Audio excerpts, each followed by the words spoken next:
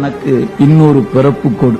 அந்த பிறப்பு எப்படி இருக்கணும்னா உன்னையே வணங்குற பிறப்பாக இருக்க வேண்டும். ஆக அவமே பிறந்த அறிவினை உடைய பிறப்பு இதோடு போகட்டும், நீ அடுத்த பிறப்பாது தவமே உடைய பிறப்பாக இருக்கட்டும் பெருமானே. அதனால அங்க என்ன கேட்கிறார் நாவுக்கரசு பெருந்தகை கூட்டப் பெருமானை காணும் போது கேட்கிறார் அல்லவா, எடுத்த பொற்பாதம் காணப்பெற்றார் மனித பிறவியும் வேண்டுவதே இம்மாநிலத்தை. அது மாதிரி கேட்கிறாரு, பெருமானே என் கடந்த காலமெல்லாம் அவமாய் கழிந்து விட்டது, இனி வருகிற காலம் தவம் செய்யணும் அப்படி விருப்பம் இருக்கிறது, அதுக்கு என் வினை துணையாக இருக்குமான்னு தெரியல, அதனால உன்னை இப்பவே கேட்கிறேன், எனக்கு அடுத்த ஒரு பிறவியை தா, அந்த பிறவி உன்னை வணங்குற பிறவியாகவே இருக்கவன் பவமே அருளுகண்டாய் அடியேற்கியம் பரம்பரனே என்று மணிவாச